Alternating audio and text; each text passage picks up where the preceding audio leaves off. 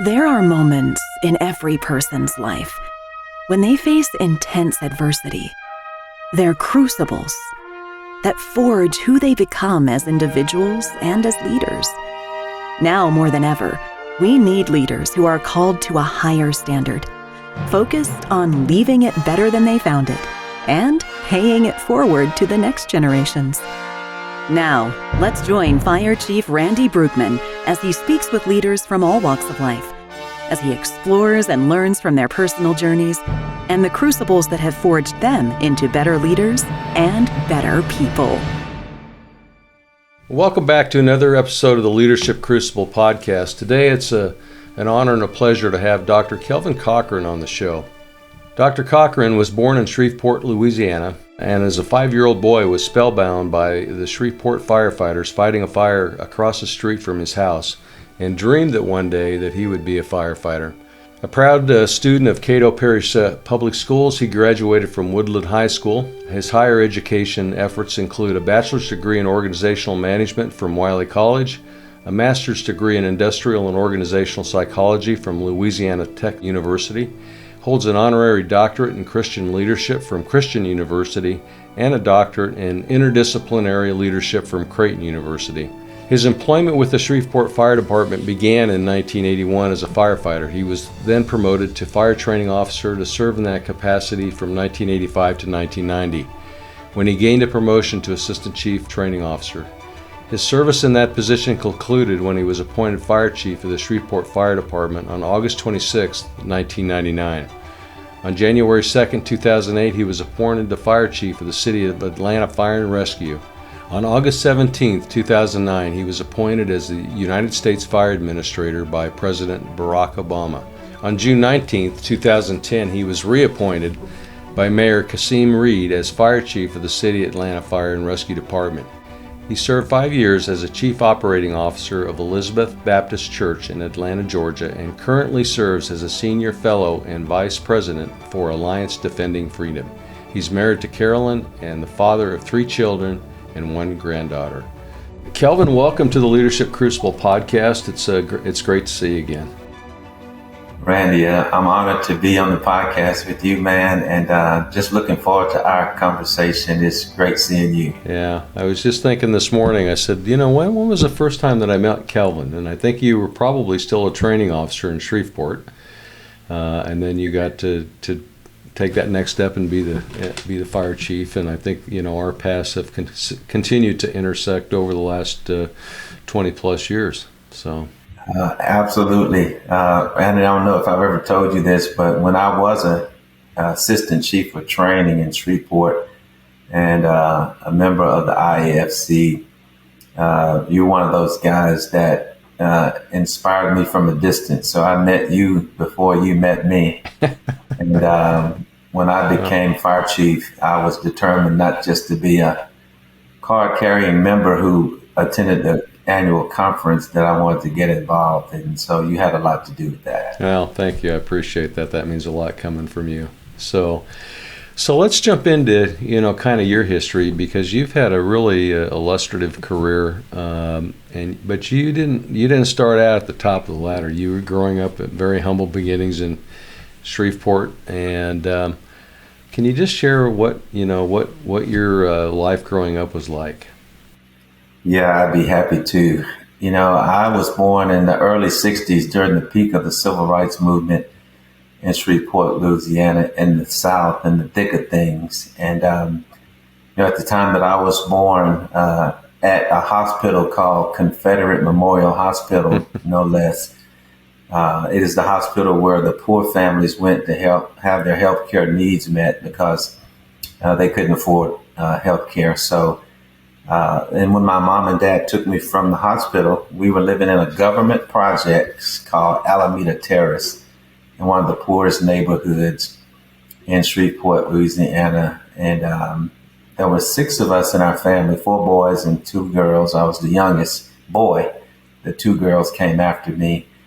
And our family was significantly adversely impacted when my dad left my mother. He was an alcoholic, and he had another family that we didn't know. and moved out, and things got significantly worse with my mom having to raise 6 children. So we moved in a back alley in Shreveport, Louisiana, in a shotgun house. And poverty became a staunch reality to me. At that time, I was 5 years old.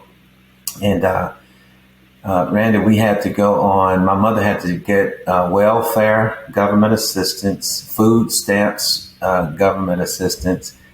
And, my brothers were on the free lunch program, and I was on the free lunch program at school. Things were poor for us. There were times when the gas would be turned off because my mother didn't have enough money to pay the gas bill, or the lights were turned off because she didn't have enough money to pay the electric bill. Sometimes when we picked up the telephone to call our grandmother, there was no dial tone because she didn't have enough money to pay the phone bill. So poverty was terrible. And I also noticed how it was awful for a mom to raise 6 kids all by herself. So 2 things stood out to me at a very early age, and that is that I did not want to be poor when I became a grown-up.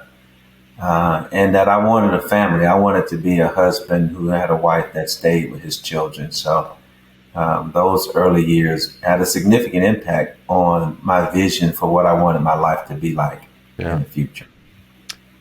Yeah, that's a heck of a story. I mean, I can't even imagine. I mean, I grew up with a single mother, but nowhere near the level that you were at. Humble beginnings, but nowhere near the challenges that you faced. So what got you interested in, pursuit of a fire service career? Yeah, that's another interesting story. It was when we moved to that back alley on Rear Snow Street in Shreveport. There was the back alley was filled with shotgun houses on both sides of the alley.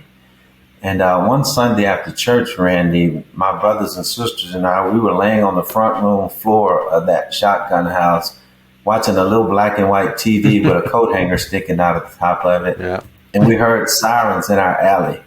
So we sprang to our feet, opened the front door, and Miss Maddie's house was on fire. And the Shreveport firefighters came in the alley with their big red fire truck and began to extinguish the fire in Miss Maddie's house. Thank God Miss Maddie got out alive. But when I watched those firefighters that day, I was just so blown away by what they were doing and how they carried out their work that I looked at my mom and my brothers and sisters that day on the front porch of a shotgun house. And I said, I want to be a fireman when I grow up. And it never left me. It stuck with me over the years.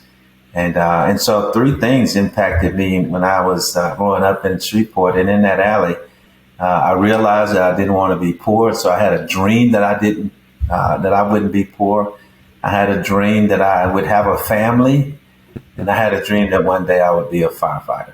Yeah.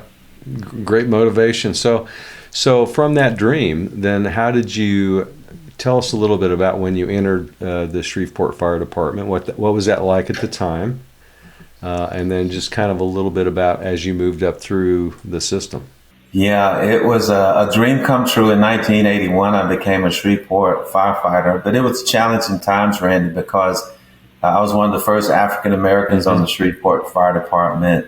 The city of Shreveport had to be sued so that African American firefighters and women would have a level playing field to be hired.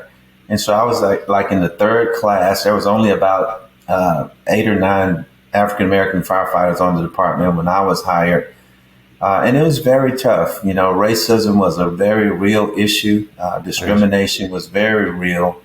It was really challenging to, as a grown man, to accept some of the things that were being done and said towards us just because of the color of our skin. But because the way I was raised on faith and patriotism, I never considered myself to be a victim. I never considered to be at a disadvantage because as a kid, we were told, Randy, that all of our dreams would come true if we believe in and had faith in God, if we got a good education, if we respected authority, and treated other people the way we wanted to be treated, they said all of our dreams would come true. And that's what caused me to have the opportunity to have the job in the first place. I knew that coming in. Mm-hmm. So in that environment, I just looked at those four things in a different context. To get through that period of time, I still had to believe in and had faith in God. I still had to educate myself on the job, to know my job and to do my job with a high level of competence. I had to respect the authority of the Shreveport Fire Department, no matter how they were treating me.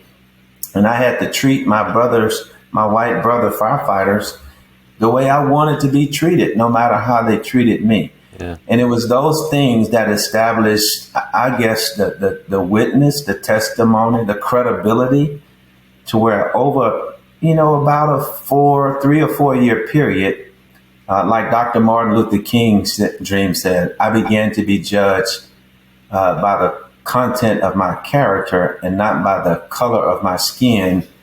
And from that, hearts were changed, and some of the best relationships I've ever had in the Shreveport Fire Department with some of those early challenges, fighting through that and overcoming those challenges. And so because of that, the favor of God was on my life, and I promoted pretty quickly. So in 4 years, due to a catastrophic cold storage plant explosion, 2 training officers, one was killed and one had to retire on disability. That opened up an opportunity for me to be promoted in the training academy. And then 6 years later, I was promoted to assistant chief of training. 8 years after that, I was appointed fire chief of the Shreveport Fire Department with just 18 years on the department. And doing well in that capacity. That's when I became active in the IAFC and the Metro Chiefs. And then 8 years after that, I was appointed fire chief of the city of Atlanta under the Honorable Mayor Shirley Franklin. I served her for 2 years, and President Obama was elected, and I was appointed to the United States Fire Administration and was loving that job and serving there for just under a year. And Atlanta elected a new mayor who came to Washington, D.C. and recruited me to come back to the city of Atlanta Fire Rescue Department, where I served out the rest of my career, and of course, left under some challenging circumstances. Yeah, we'll touch on that in a little bit, but how was your transition? Because you had been in Shreveport, that's where you had kind of grown up and came up through the organization, and then you're recruited to Atlanta, or you applied to Atlanta, and then you go there. And I know that initial shift there was probably a little bit of a challenge. I know I've done it myself. When you go into a new organization, it always presents some opportunities, but it always presents a lot of challenges too. And so tell me a little bit about that move. Yeah, that's such a great question, especially for listeners who are really aspiring for advancement in the fire service and may end up leaving their home department and going to another department. So there's several, lots of opportunities, but several challenges. Tell us a little bit about, because you and I have chatted about this before on several occasions, when you went to Atlanta, you not only were facing your personal challenges, but you also walked into a fairly unique financial challenge that the city was experiencing at the time that you had to deal with. Yeah, absolutely. There were internal organizational challenges, but, new to them, I think it was, a surprise to them that Atlanta would be hit by a significant economic downturn, facing a $140 million budget shortfall. And so my first cabinet meeting, it was announced to all the commissioners that we had to cut our operating budgets by 50%. My first meeting, the first item on the agenda after introducing the new fire chief. And so that started off with a significant challenge. That was in that current budget year. And then the following budget year, Randy, we had to cut $15 million from an $84 million operating budget. Yeah. Well, I watched from afar, and you did an outstanding job in navigating such a difficult situation, and to come out the other side of it. probably even better than you went into it. I mean, I think it helped to create a real culture in that organization that looked forward and not backward, and became, I think, much more progressive as they came out of the other side of that. So during that time, and then your next step was you get a call from President Obama's staff, I would imagine, and they said, we would like you to be our U.S. Fire Administrator. First of all, tell people in the audience, because many of them listening will not know what the U.S. Fire Administrator is, but it's really the nation's fire chief. Yeah, it's often referred to as America's fire chief, and has the highest government office for the American Fire Service is at the United States Fire Administration, which is in the Department of Homeland Security and the Federal Emergency Management Agency's office as well. So, and being responsible for the role at the National Emergency Training Center, the National Fire Academy, fire prevention programs at the state level. It's just a phenomenal opportunity, a major role in the national deployment strategy for the country. And so just a tremendous blessing, a tremendous role, serving at that level, partnering with the United States Department of Forestry and other federal agencies that have a role in emergency preparedness and response. Well, congratulations on that selection. That just is a testimony to your greatness that you brought to the profession. So we thank you for that service. But you got another knock on the door about 12 months later, and that was from the new mayor in Atlanta. That's correct. Yeah. I was enjoying that job at the United States Fire Administration and loving every bit of it. And my position in Atlanta had not been filled, and I was there for nearly 12 months. But halfway into that experience, Atlanta elected a new mayor, and upon a trip to Washington D.C., where the president was meeting with mayors from around the country, Mayor Kasim Reed asked to meet with me. And when he met with me, he made a very compelling case to bring me back to the city of Atlanta. He wanted to restore everything that we lost during the economic downturn. He had a vision that Atlanta would be the safest city in the United States of America.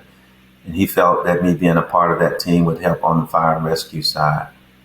So I was just honored to be offered that. President Obama allowed me to resign and to go back. And over a 5-year period, we really did what he had a vision to do. The fire chief, the police chief, the Department of Corrections is also a part of the public safety team.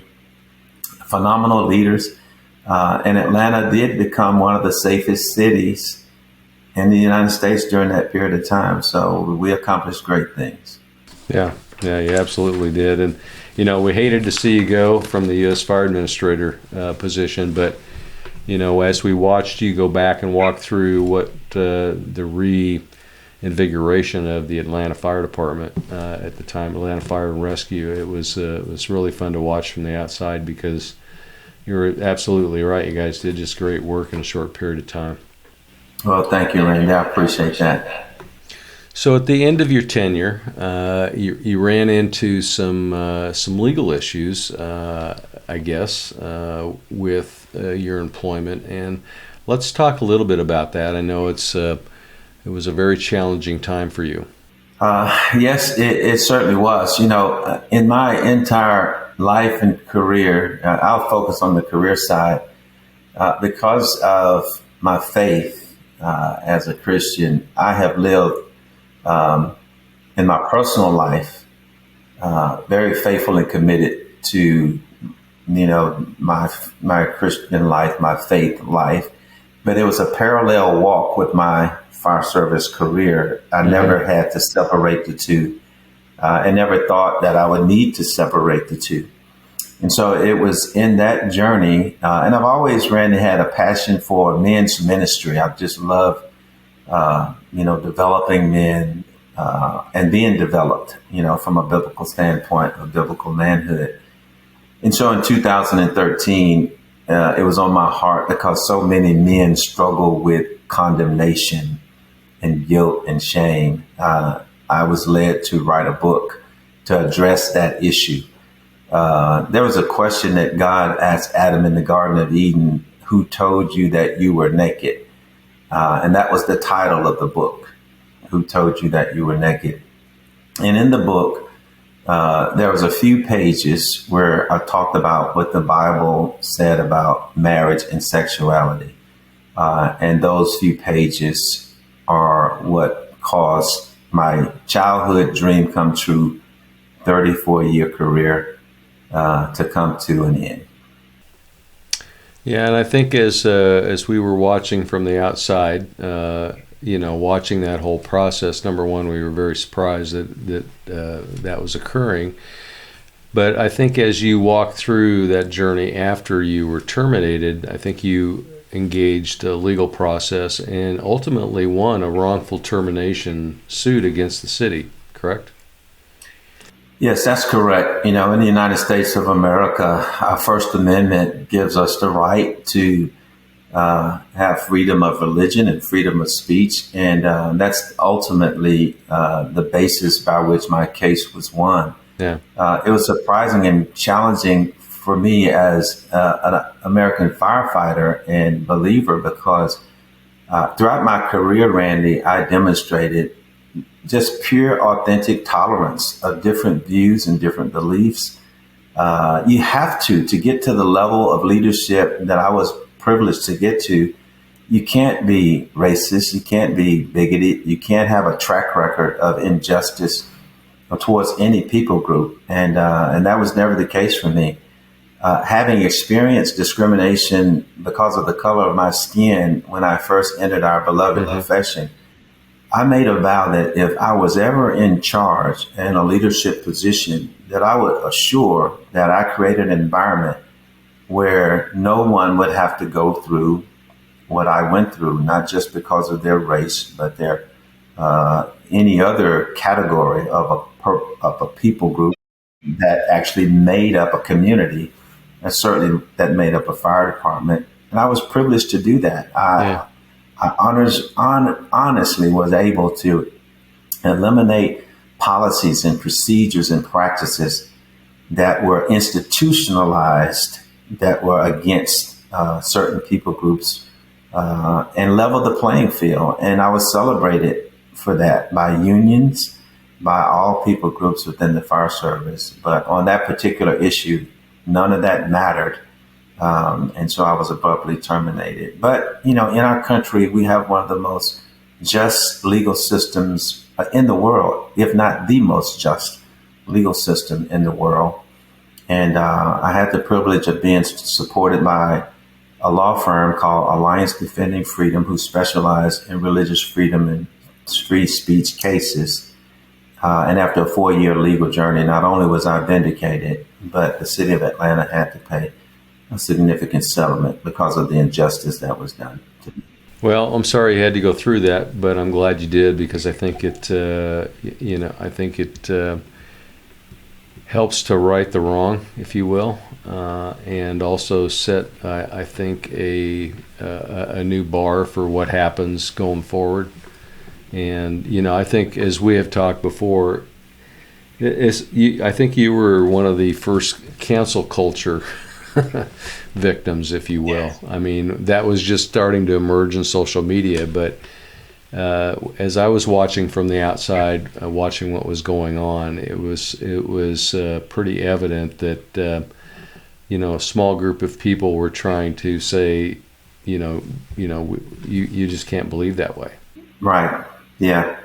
And in the United States of America, that should not be the case. We are the nation that we are today because of our vision towards true tolerance. Being able to understand that there are differences of beliefs, values, and opinions, but yet strive towards one nation under God, indivisible, with liberty and justice for all.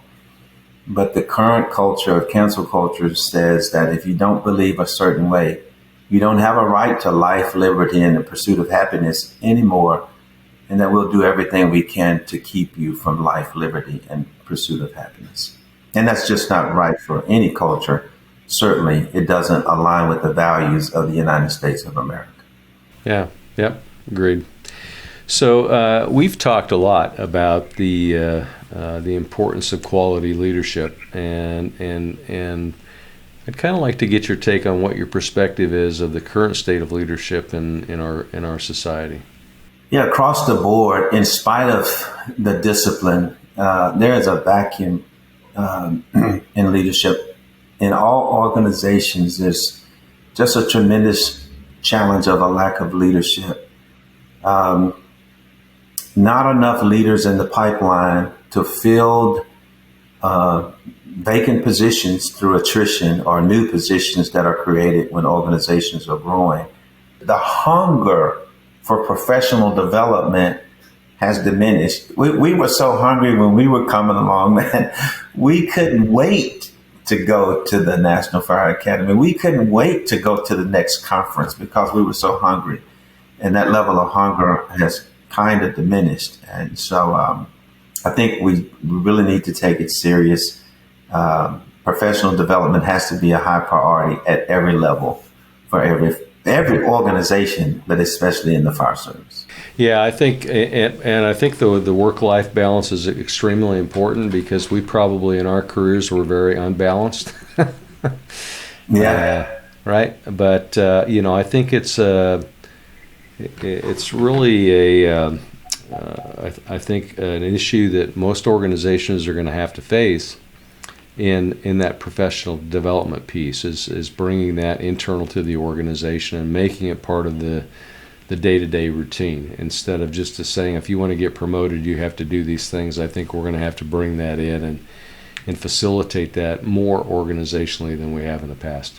That's exactly right. I believe that. But we've got support from that. The National Fire Academy, they are still producing quality courses to prepare leaders for the future at all levels. Yeah. Well, in other professions, I'm sure that they're looking at, and hopefully their associations and are looking to support that effort as well because it's really needed in every organization today. It sure is. Yeah. It sure is. And the fire service is just such a great model for how to do that at every level. And professional associations play a major role in that. Yeah. So that's one emerging issue, but for the next generation of leaders, what other emerging issues are you seeing that will have some impact not only on the fire and emergency services, but other professions as well? Again, separate and apart from succession planning at every level, I use the words motive, calling, serving, collaboration, and core values that are consistent with the organization's mission. And so the motive for advancement has to be that the member of the organization has to have a desire to make a difference, a desire to want to make a difference. Mm-hmm. Not the paycheck increase, not the increase in pension, not the change in the uniform or a better parking spot on the parking lot or a corner window, a corner office. The motive for leadership advancement has to be, I just believe I can make a difference. I want to make a difference. And that's really spills over into calling. That motive really is predominantly linked to people, Randy, who know that what they are doing is a calling on their life. This is what I was created to do. And when a person has a conviction of a calling in their vocation, in their profession, that calling drives them to want to serve. And it's that servant mentality that makes all their efforts pure and genuine and sincere to where they'll do whatever they can do to help someone else succeed. Yeah. And it's that desire to serve that really propels them to the next area of collaboration. We have to have a balance of personal values and organizational values, and that we are consistently committed to both. But when you find yourself in a predicament like I was, when the organization or the administration's values conflict with your personal core values, you have to be courageous enough to realize that there's just certain things that you cannot do, and be true to your faith and true to who you are and who you were created to be. But even when you have a loss, it actually propels you to the next level of your calling. And even in my situation today, the law firm that defended my case and won, I'm on the staff now and serving in a leadership capacity in human resources, bringing all of my experiences and training in the fire service to bear at a higher level. Well, it's failure often opens up other opportunities, and you're a great example of that. But it wasn't a failure; it was a challenge, and those challenges often create opportunities that we would not have seen if it were not for that challenge. Absolutely, yeah, and it's so many examples of that in our profession, Randy, where the fire service is what we were called to do, but it's not our identity. Yeah. And, when fire service professionals make being a firefighter their identity, and they end up retiring or losing it under adverse conditions, as I was, then they lose themselves. And many of them never become whole again when they're based their identity on being in the fire service. But there's a lot more to who we are as men, as people, than what we are doing. And what we are created to be is more important in the long run than what we were created to do. Yeah. Well, and I think you touched on another piece in your previous conversation, that you really have to follow your passions, don't you? That's exactly right. That's the most significant thing. Yeah, and be true to that. Yeah, if you follow your passion and find whatever your passion is in life, it seems like in your work effort anyway, it doesn't seem like work. It just seems like it's just an extension of who you are. That's exactly right. I'm still amazed, even after 34 years and ending under those circumstances, that we actually got paid for what we were doing. I mean, it was just, it was just a blessing. Some of our profession, they do it for free all the time, the volunteers. But, yeah. Those of us who are blessed to be in career departments, we literally got paid for having fun every single day. It was a joy.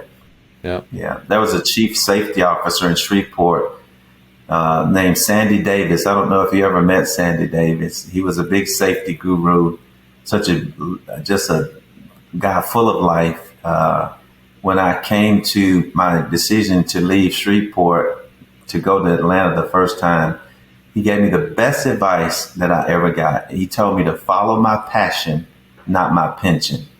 And I followed my passion and not my pension.